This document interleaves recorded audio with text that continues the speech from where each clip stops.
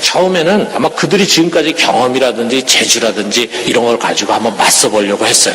그것은 지금 찾아온 광풍의 위력을 과소평가한 것입니다. 얼마 안 돼가지고 막 파도가 배에 확 부딪히다 보니까 그 물들이 배에 확 차게 됐어요. 배에 물이 가득 차니까 어떻게 되겠어요? 이제 배가 이제 가라앉는 거죠. 가라앉으면 어떻게 되겠습니까? 죽는 거죠. 그야말로 죽음의 위기가 찾아가요. 그렇게 됐을 때 이들이 어떻게 하느냐? 제일 마지막에 할 만큼 다 하면서 도저히 안 되니까 어떻게 하느냐? 고물에 주무시는 주님께 나아갔습니다. 그리고 이렇게 외칩니다. 38절을 보니까 선생님이요, 우리가 죽게 된 것을 돌보지 아니하시나이까. 그런 거예요. 자, 여러분 우리가 한번 생각해봐요.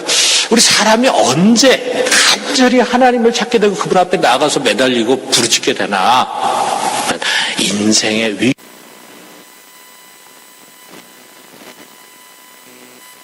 마찬가지예요. 여러분 우리가 성경을 읽으면, 특별히 복음서를 읽으면은 어떤 사람들이 주로 예수님을 갈급하게 찾고 그에게 나아가고 그를 만나려고 했습니까? 인생의 위기를 만난 사람들이에요. 우리도 마찬가지입니다. 우리 평상시에는요, 우리 사람들은 다 자기 힘으로 살려고 합니다. 자기 능력으로 문제를 해결하려고 그래요. 자기의 지식이나 재물이나 권력이나 인맥을 의지합니다. 그래서 이런 일을 만나면 이렇게 처리하고, 저런 일을 만나면은 이 사람에게 좀 부탁하고 뭐 이렇게 하면은 문제가 해결되겠다. 이렇게 머릿속에 자기가 길을 찾아내고 될 것 같은 생각이 들 때는요, 하나님께 진지하게 나가서 기도하지도 않고 하나님 의지하려고 하지도 않고 하나님 특별히 만나려고 애쓰지도 않습니다. 그런데 그런 평범한 바람이 아니라 거대한 태풍이 밀려올 때, 그래서 배물이 가득 차고 가라앉을 것 같은 그런 위기의 순간에 우리는 비로소 우리가 쌓아놓은 방파제, 우리가 의지하던 것들이 무가치하다고 하는 사실을 깨닫게 돼요. 난 이게 문제를 해결해 줄 줄 알았고 이게 나를 지켜줄 줄 알았는데, 이 사람이 나를 보호해 줄 줄 알았는데, 내가 갖고 있는 재물이 그 문제를 넉넉히 방어해 줄 줄 알았는데 그것이 문제를 해결해 주지 못하더라 이거죠.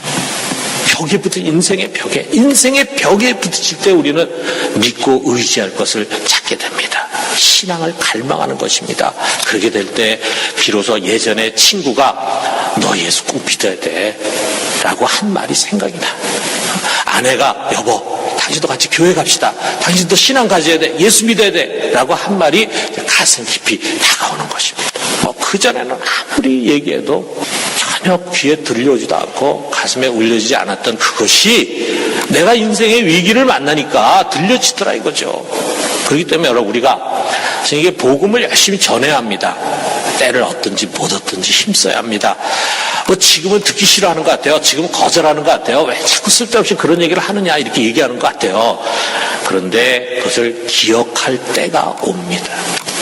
우리가 그 사람에게 평상시 전했던 그 말이 그 사람 인생의 위기를 만났을 때 그 사람을 살게 하는 밧줄이 되는 겁니다. 우리 전도자의 사명이라는 게 얼마나 귀해요. 여러분은 우리 새가족들이 늘 1년에 많이 오는데, 저는 이제 새가족실에 가가지고 어떻게 해서 오시게 됐습니까? 제가 이제 묻습니다.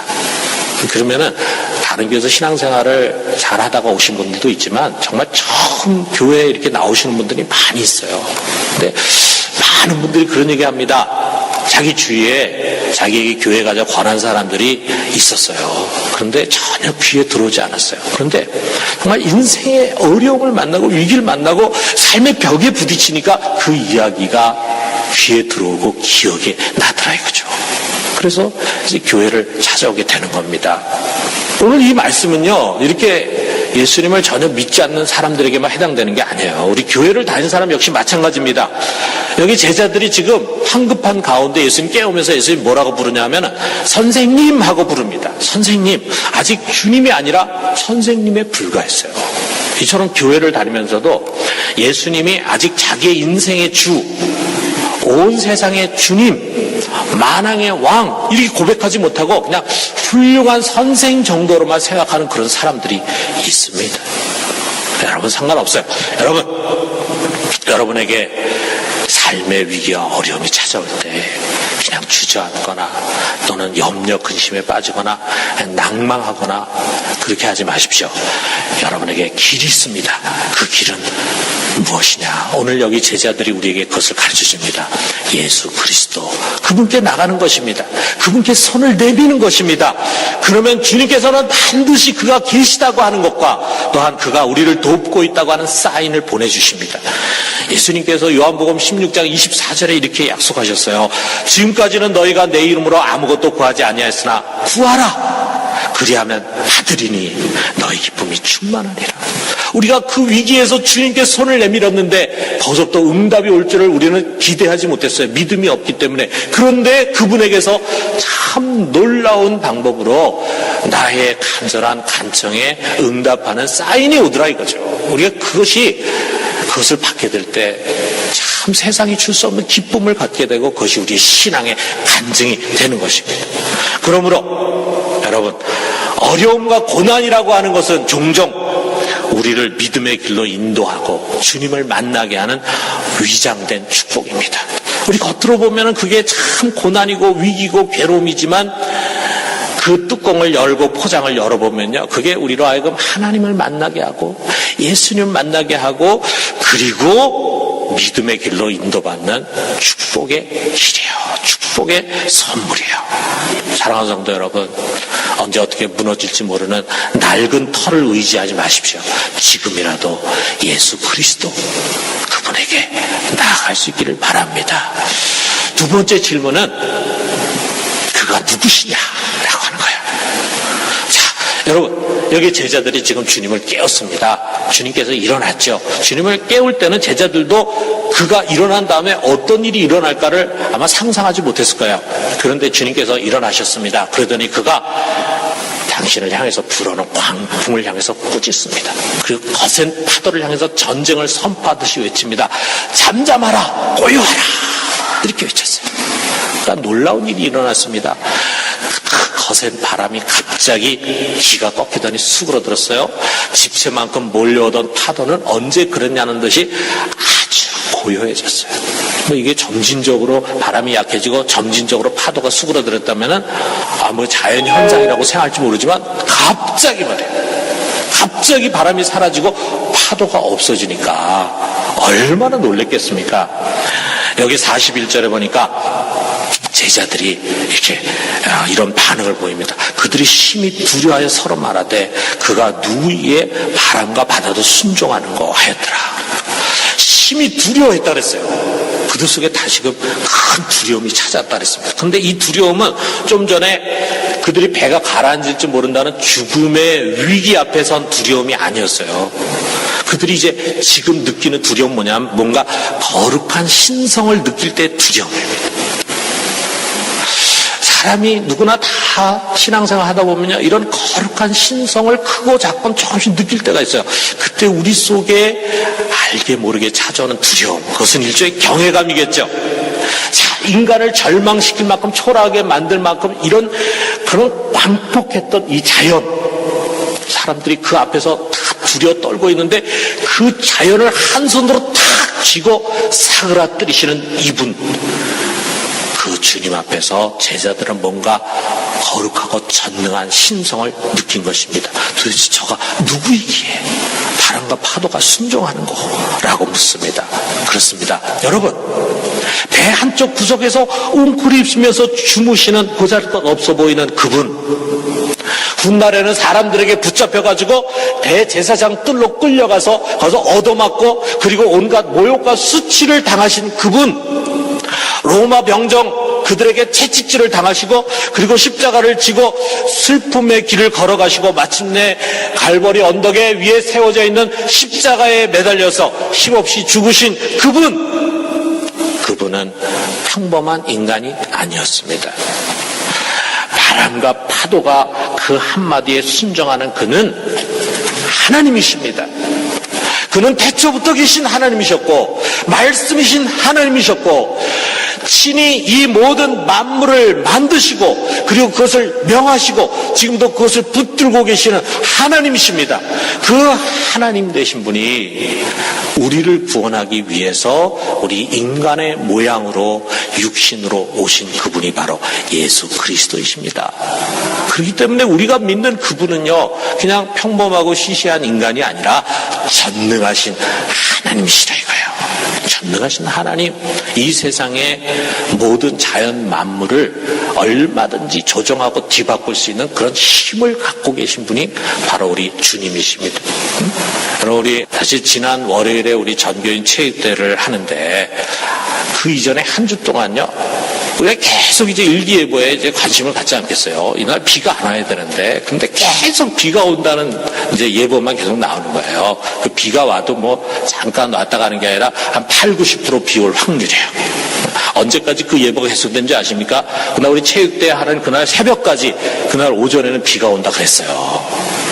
그럼 어쩌면 우리가 교회당에 모여가지고 체육대회 해야 할지 모르는 그런 상황이었어요. 응? 근데 우리가 기도했습니다. 기도. 마침 그 전주일에 특별 새벽 기도 기간이라 우리가 체육대회 날씨를 놓고 기도했습니다. 우리가 3년 만에 이런 좋은 자리를 갔는데 날씨가 좀 좋아야 됩니다. 하나님 꼭 좋은 날씨 주십시오. 기도했어요. 또 우리 목장에서도 기도하고 모임 간 데서 기도했습니다. 왜 기도했겠습니까?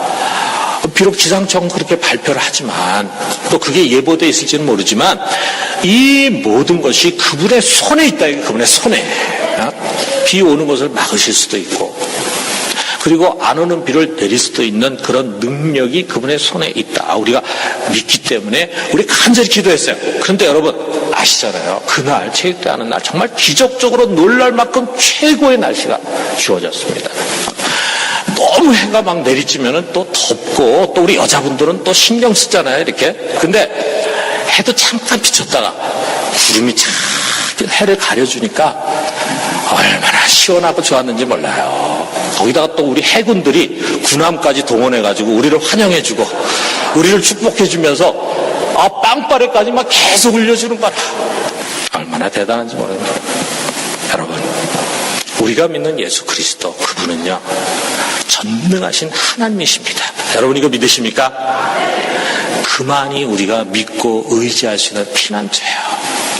그만이 우리 인생의 문제를 해결해 줄 수 있는 힘을 갖고 계신 분이에요.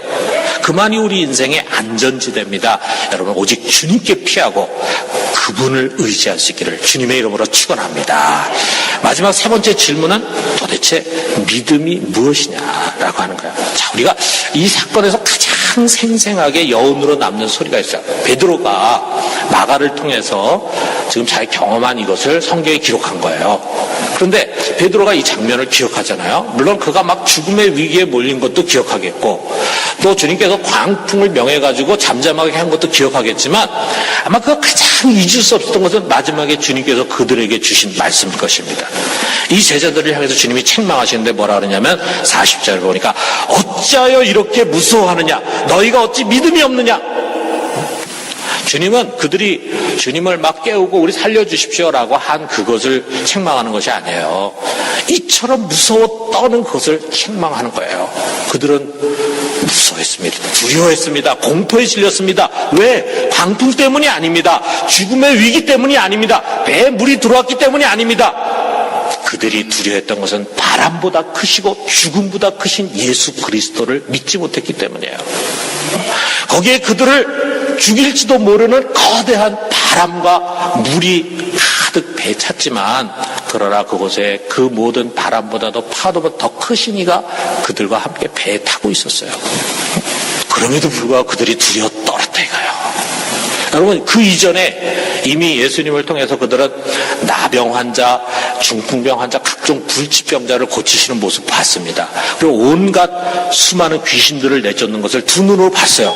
이 제자들은 누구보다도 많은 이적을 목도하고 체험했어요. 그 이적을 볼 때마다 그들은 야 이분 대단하신 분이구나, 굉장한 능력이 있구나, 도대체 이분의 능력은 어디까지일까, 그런 어떤 경외심을 가졌을 거라 이거예요. 그런데 막상 자기들이 위기에 서게 되니까 그 모든 거 다 잊어버립니다. 과거의 체험 다 잊어버립니다. 과거의 기도 응답 받은 거 다 다 잊어버립니다. 과거에 하나님을 만났을 때 그런 뜨거운 경험 다 잊어버립니다. 그리고 다시 두려움에 사로잡히는 거야. 내가 여기서 죽게 되지 않을까, 내가 여기서 망하게 되지 않을까, 믿음이 사라지고 마는 거야. 여러분, 만약 이 제자들 속에 진정한 믿음이 있었다면 그들 어떻게 행동했을까요? 광풍 속에 막 배가 엎치락 뒤치락하고 엎어질지도 모르는 위기죠. 물이 배에 가득 차가지고 침몰할 위기죠. 그런 위기에 분명했지만 그들은 두려워하지 않았을 것입니다. 주께서 이처럼 크신 분이라고 하는 사실을 알았더라면, 한마디에 이 모든 것을 정상으로 회복할 수 있는 그런 능력을 가진 분이라는 것을 알았다면은 그들은 이런 광풍 속에서도 평안 중에 힘있게 주를 의지했을 것입니다. 여러분, 우리 주님 멀리 계시지 않습니다. 여러분, 우리 주님 우리 각 사람의 인생의 배 가운데 함께 타고 계십니다. 여러분, 이거 믿으십니까? 마태복음 28장 20절에 주님께서 분명히 약속하셨어요. 볼지어다 내가 세상 끝날까지 너희와 항상 함께 있으리라. 그가 이 약속을 주셨지만 때로는 우리 살아가다 보면은요, 그가 주무시는 것처럼 느껴져요. 그가 안 계신 것처럼 느껴져요. 그가 때로 주무실지도 모릅니다. 안 보이실지도 모릅니다. 그러나 그는 약속하신 바대로 변함없이 우리와 함께 하십니다. 그는 바다와 바람을 잠잠하게 하시는 분입니다. 지진과 화산을 다스리는 분이에요. 이 우주의 별들을 붙들고 계시는 분입니다. 그는 역사의 주권자시고 우리 각 사람의 생사 화복을 주장하시고 그것을 얼마든지 뒤바꿀 수 있는 분이에요. 그는 죽음의 권세를 깨뜨리고 부활하신 분입니다. 그리고 마지막 날 이 만유를 심판하기 위해 재판장으로 다시 오시는 분이십니다. 그분이 지금 성령으로 여러분과 내 속에 임재하셔서 우리와 함께 하십니다. 여러분, 이거 믿으십니까? 그분은 내 안에 늘 함께 계시고 나의 편이 되시고 나를 위하십니다. 그런다고 할 때 우리가 무엇을 두려워하겠습니까? 로마서 8장 31절에 보니까 그런즉 이 일에 대하여 우리가 무슨 말하리요? 만일에 하나님이 우리를 위하시면 누가 우리를 대적하리요? 우리가 믿음의 눈으로 바라보니까 세상에 우리를 두렵게 할 것이 아무것도 없어요. 왜? 주님보다 더 큰 것은 이 세상에 없기 때문입니다. 그 크신 분이 우리를 위하신다면 누가 우리를 감히 두렵게 하고 대적할 수 있겠습니까? 집채만한 파도가 넘어온다 할지라도, 지진이 일어나서 땅이 흔들린다 할지라도, 질병과 가난, 사고와 예상치 못한 시련이 온다 할지라도 우리는 두려워하지 않습니다. 여러분, 우리에게 그런 일이 일어난다고 한번 생각해봐요. 마지막에 우리에게 일어날 일은 뭐겠습니까? 이 모든 것의 마지막은 그냥 죽음뿐이잖아요. 그러나 우리는 죽음을 두려워하지 않습니다. 우리는 죽음을 두려워하지 않은 신앙을 가진 사람들입니다. 죽음을 이기신 주님, 부활의 주님이 우리 곁에 계시기 때문에요. 우리가 진정 죽음을 이기신 권능의 주님을 믿는다면 우리는 이렇게 믿고 고백할 것입니다. 로마서 8장 37절. 그러나 이 모든 일에 우리를 사랑하시는 이로 말미암아 우리가 넉넉히 이기느니라. 우리를 사랑하시는 이로 말미암아, 내가 능력이 있어서가 아니고 내가 방파제를 잘 세워놔서가 아니라, 여러분, 우리는 여전히 연약한 자들이요, 보잘것없는 자들이지만 우리를 사랑하시는 이가 우리 안에 계시니 우리는 반드시 이길 것입니다. 지금 우리에게 큰 폭풍처럼 달려오고 있는 이 인생의 문제, 우리는 이것을 반드시 뛰어넘을 것입니다. 오늘 우리는 모든 염려와 두려움에서 해방이 돼요. 여러분, 우리 삶의 구석구석에, 지금 마음 구석구석에 얼마나 많은 염려와 근심 보따리들이 쌓여져 있습니까? 우리 거기서부터 좀 해방이 돼요. 우리 40절에 어찌하여 이렇게 무서워하느냐? 너희가 어찌 믿음이 없느냐? 이 주님의 목소리를 들읍시다. 주님께서 우리를 책망하시는 것이 아니라, 이 어리석은 자야, 내가 너와 함께 하는데 왜 이렇게 두려워해? 너 왜 나를 믿지 못하니? 하면서 우리를 평안의 자리로 부르십니다.